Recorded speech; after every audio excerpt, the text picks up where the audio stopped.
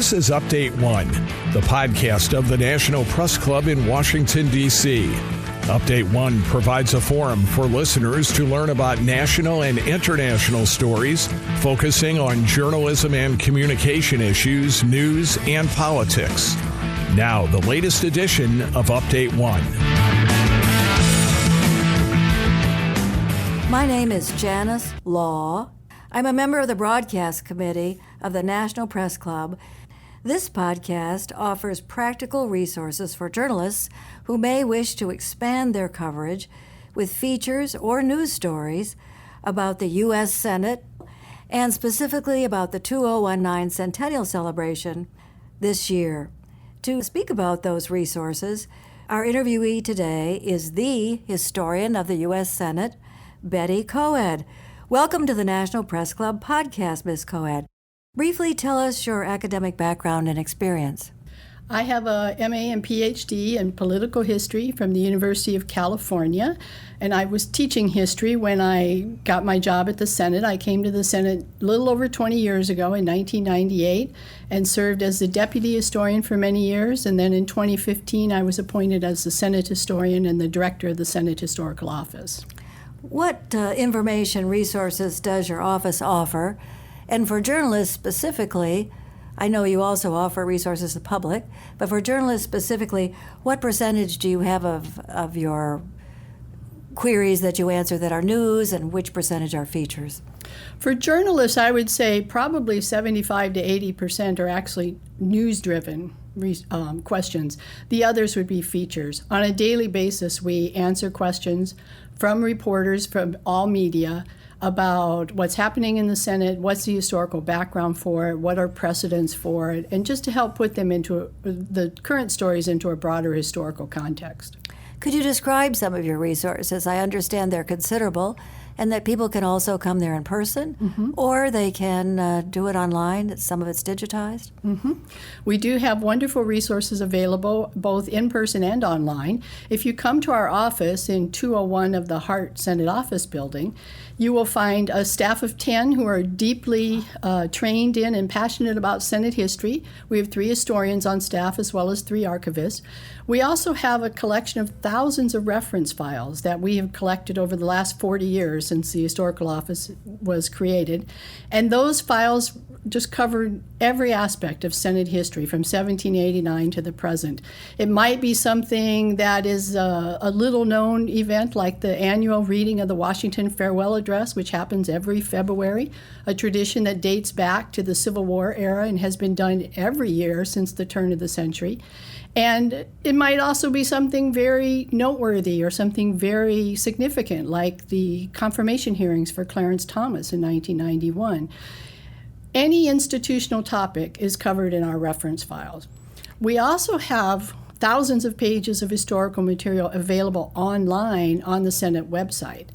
And again, those are wide-ranging. There's statistical information, there's biographical information, essays about the evolution and development of the Senate, its powers, its procedures, its constitutional role. We also have hundreds of stories about senators and events, both trivial and significant.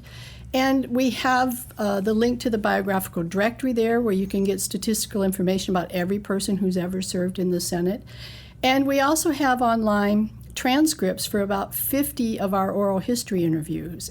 When journalists contact you, they're often on deadline. Do you work with them, and you're comfortable with doing that, and journalists working on deadline and provide the information quickly? Yes, we know journalists have a short time frame that they're dealing with. So when people call our office, we do our best to answer questions as quickly and as accurately as we can.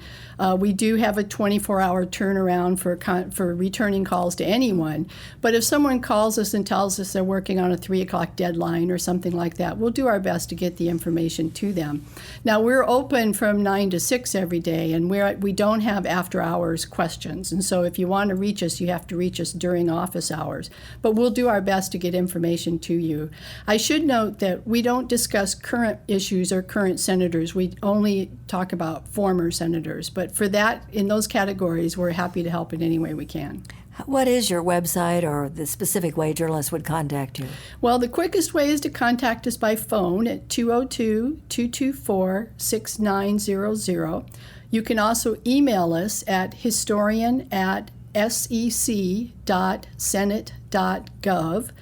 And you can also come see us in 201 of the Hart Building, or you can visit us online at www.senate.gov/history.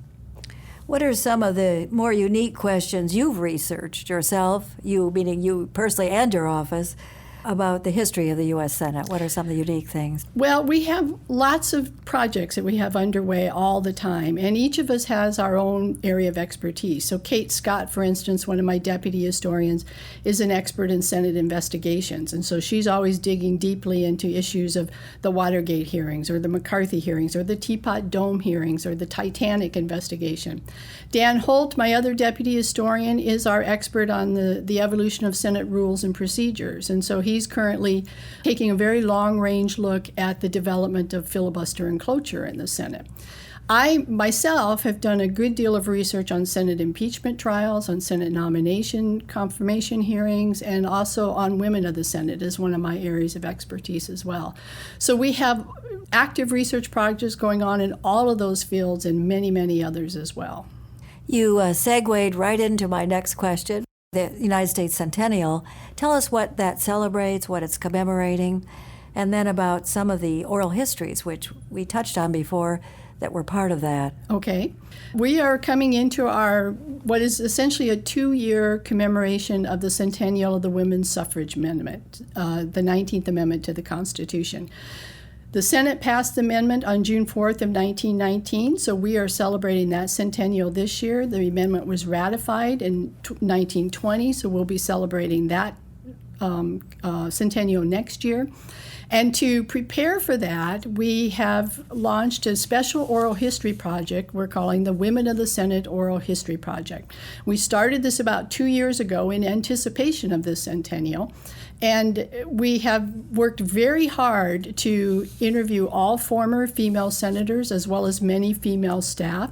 We're doing the very best we can to try to capture the wide-ranging experience of women on Capitol Hill, and particularly women who work in the Senate and the Senate environment.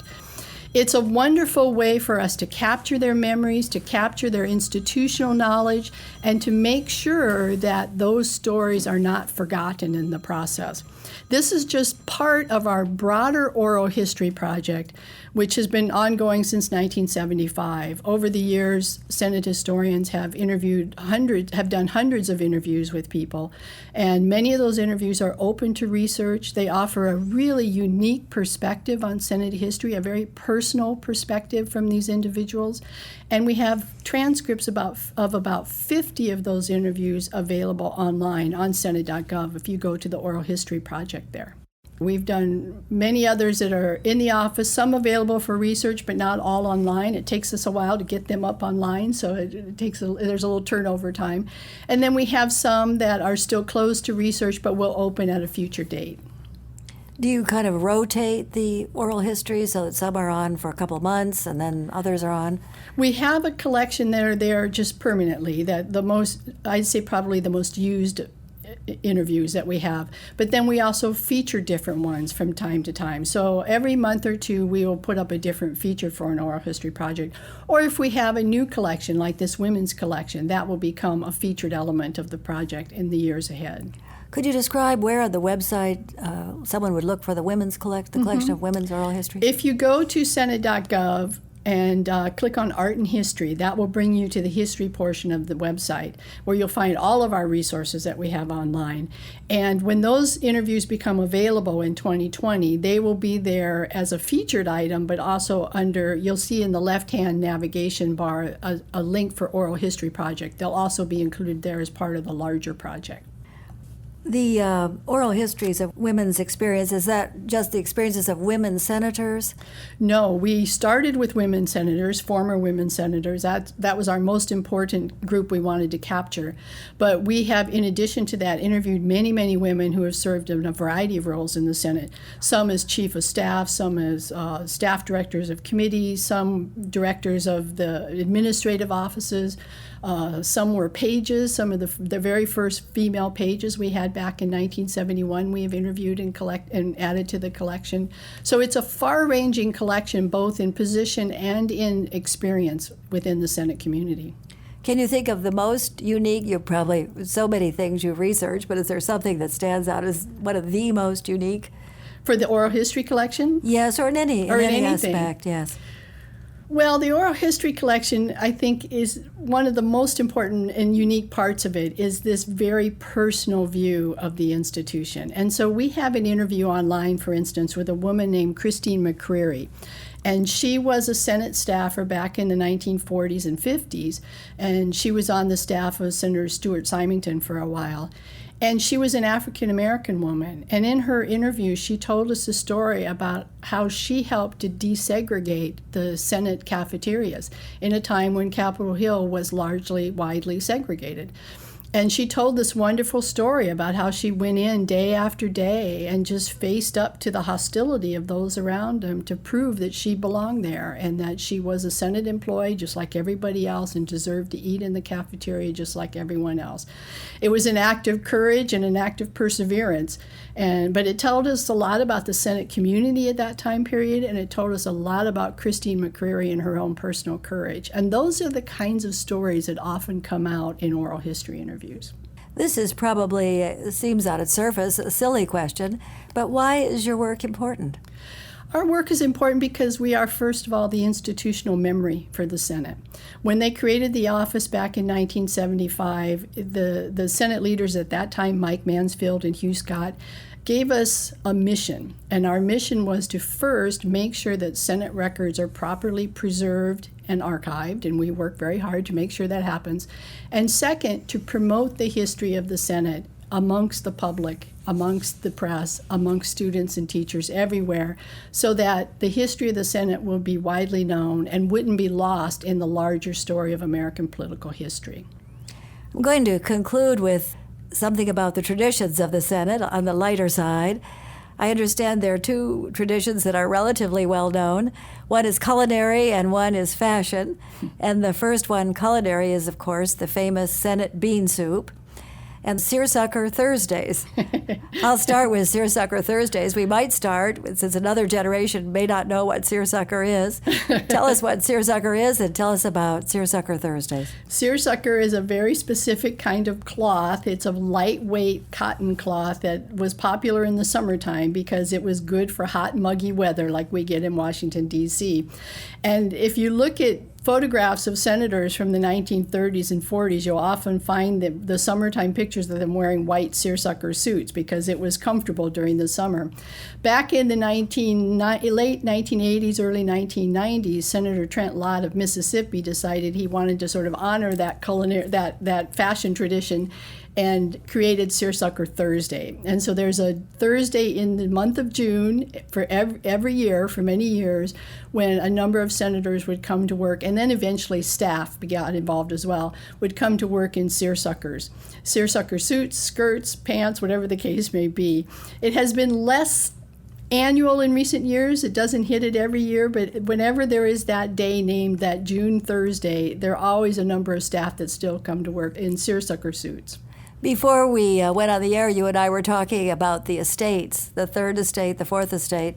Tell just in a minute or so about our conversation about what estate. We're usually the fourth estate, but where are we at your of us? Well, I was explaining that our primary audience for the work we do is the Senate itself, senators and staff. Our secondary audience is mostly teachers and students who are doing projects or scholars who are writing books about the Senate.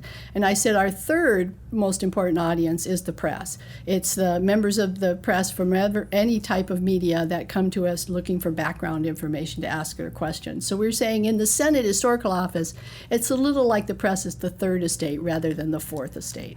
Well, on that note, we'll end. Thank you very much, Ms. Koed. We appreciate you so much. This is Janice Law for the Broadcast Committee of the National Press Club. Thank you. Thank you.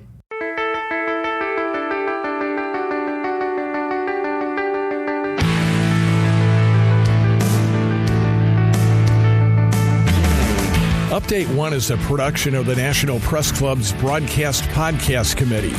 You can comment on this podcast or any episode of Update 1 by sending an email to update1podcast, that's update the number 1 podcast, @gmail.com. Thanks for listening to Update 1.